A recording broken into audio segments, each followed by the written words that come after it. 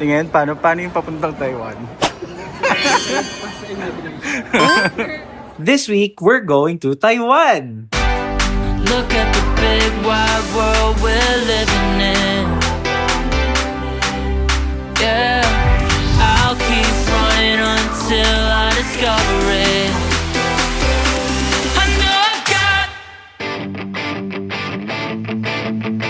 We are going to Taiwan, and we have been planning this trip for a very long time. Kasama namin ang dalawang kapatid namin on this trip. This time, bukod sa pagpapakita sa inyo ng mga lugar at mga pagkain na kinain namin, we'll also give you some tips kung ano yung mga pinrepare namin before the actual flight. Tingin, paano yung papuntang Taiwan? This is my sister Paula. Since she is still a student, we had to prepare a couple of documents to make sure na makalusot siya sa immigration. So if you're bringing along someone that you will be financially supporting, make sure you bring your bank statement, COE, yung ID ng kapatid ninyo sa school nila, and most importantly, affidavit of support. Hinanap talaga sa amin yun. Now let's get on that plane.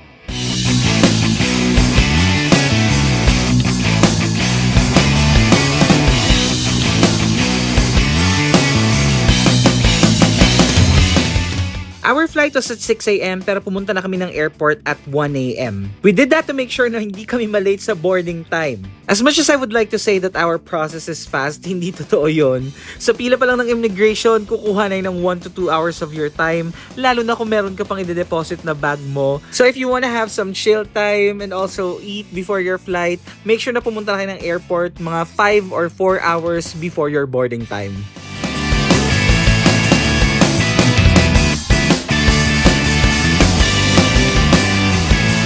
The flight to Taiwan only takes about 2 to 3 hours, so in no time, you'll be strolling along the Tuyang Airport.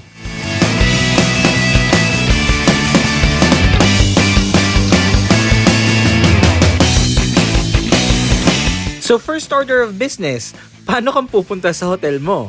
One tip is you can actually buy tokens from the train station if you don't want to get your easy cards yet, especially for people like us na gustong gumamit ng mga special easy cards na may mga cartoon characters like Pokemon. Easy card is kind of like beep card here in the Philippines, pero mas magagamit mo siya sa maraming mga mode of transportation sa Taiwan, like their MRT, buses, and even their high-speed rail train. In fact, magagamit mo rin siya sa mga convenience store pambayad na mga binili mo. We booked the hotel in the Ximending area, so from the airport, sumakay lang kami ng train papuntang Taipei Main Station, and from there, one more MRT ride, nasa Ximending na kami. And yes, meron po silang train diretso from the airport. And welcome to Ximending.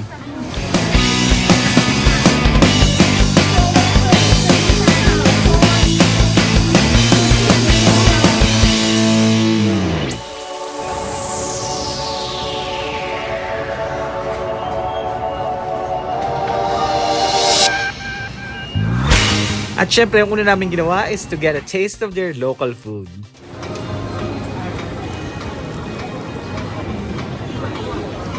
So, we're gonna try the juicy onion meat pie. So, parang street food lang siya. Mainit siya. So, wait natin.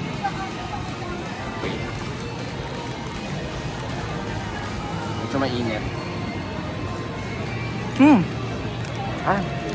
Pumuputok siya. Tumulong nga. Pumuputok siya. Lolo. Parang siyang xiaolongbao na kuchay dumplings. Kaya nga, masarap. Parang kuchay na may sabaw. Gets mo? That was actually one of the best street foods na na-try namin sa Taiwan. Pero alert kayo pag bumili kayo dun sa mga tindera nila kasi nga umaalis sila bigla pag may pulis. Now let's continue strolling.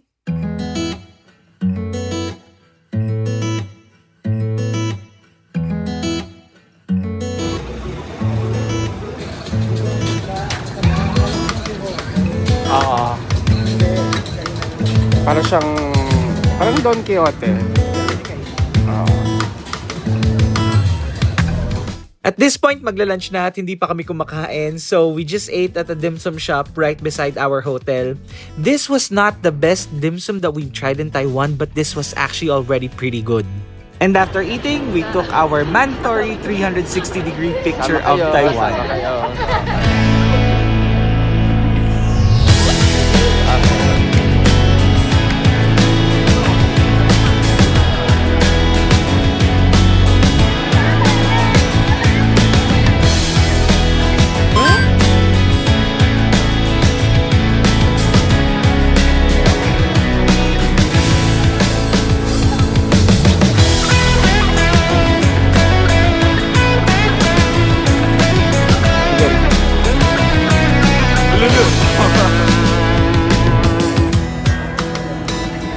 Palagay sila lang ba?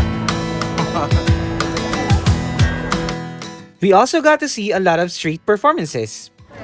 Murong ka. Ito mag-start pa lang.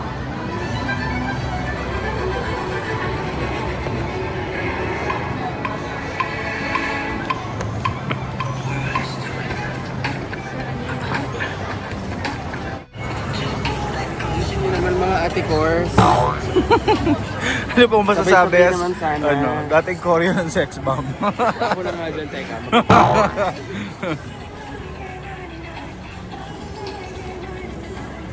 Paula, pumunta ka na doon. Ayoko mo. Hindi, parang gusto ko yun doon eh. Yung very Blackpink. Talagang yun yung gusto mo, ha? Parang gusto ko doon. Sabihin mo kay Ate Cecil. Sige. Parang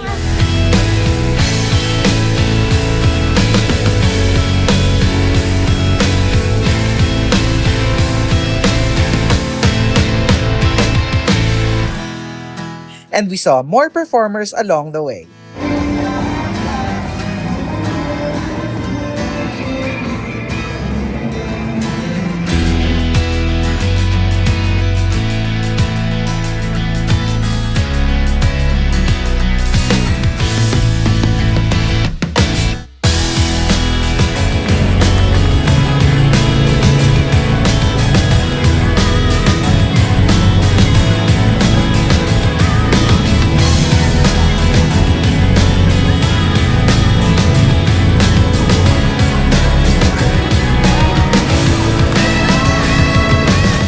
And here is the view of Taipei 101 at night.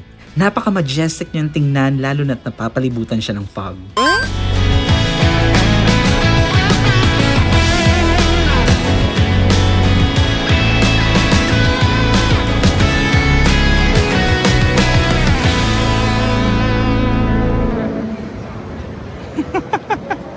Saan ka pupunta?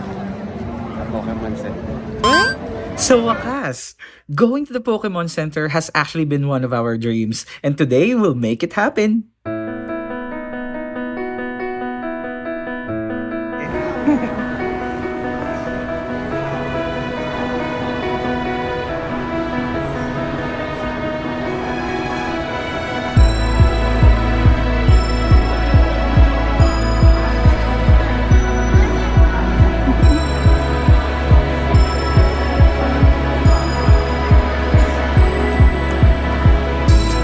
Sabihan mo sa... Welcome to Taiwan's Pokemon Center.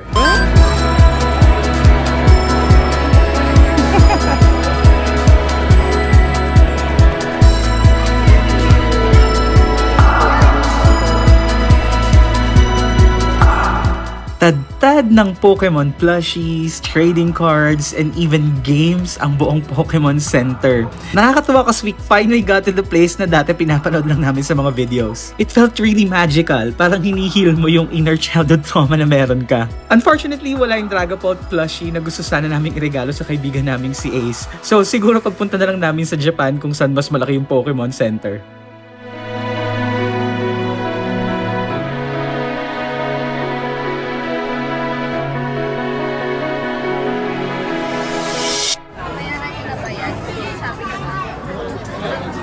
Look at how happy this kid is. On to our next stop.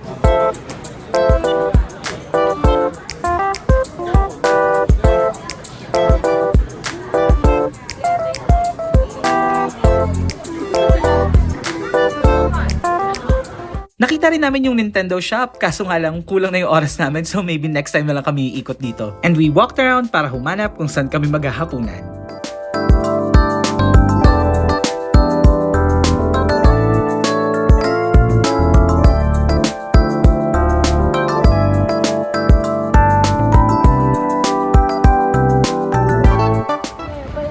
Nasaan ka ngayon? Where are we at? Taipei 101. Ang ginagawa mo dito? Wala, nagpapalamig lang. Bibilig sa gugulaman. Sabi ko 7-Eleven lang eh. Ano palayo? Sir, ano yan? Ano yung mga bit-bit mo? Dami, no? Sino Dami nabudol mo? Dami kong pera. Lakas mo ang budol, ah.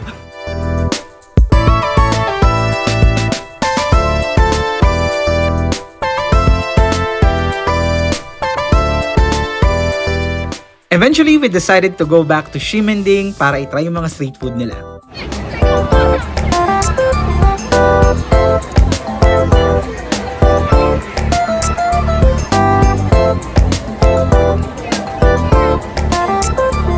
At syempre, more pictures!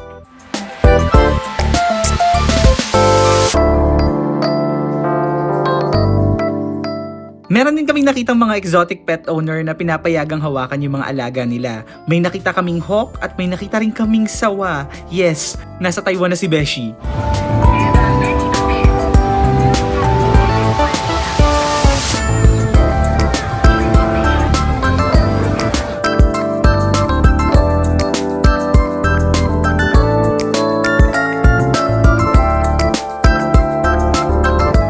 This is one of the many food alleys here in Ximending. Tinry namin yung stinky tofu nila at talaga bang nakapag-Taiwan ka kung hindi mo na-try ang kanilang waffle coin?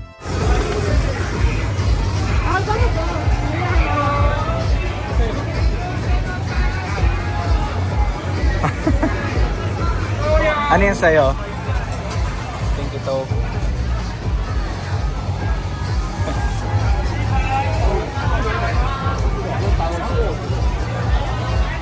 There are many more food stalls here in Ximending and makikita nyo siya sa mga upcoming videos namin here in Taiwan.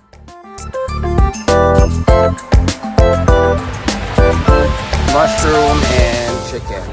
Taste test. Ano lasa?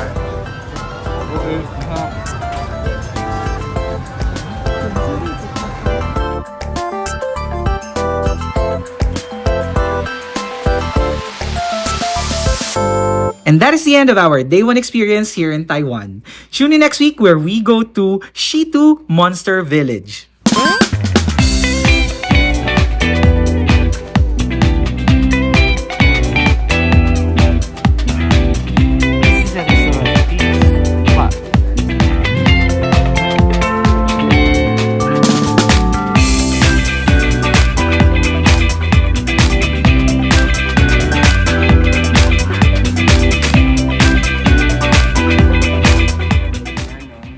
Sir, nasa po kayo ngayon, sir? Andito sa mukha ng giant. Okay, magkano pong yellow? Wala ka na dun. Ay, Ay, sorry.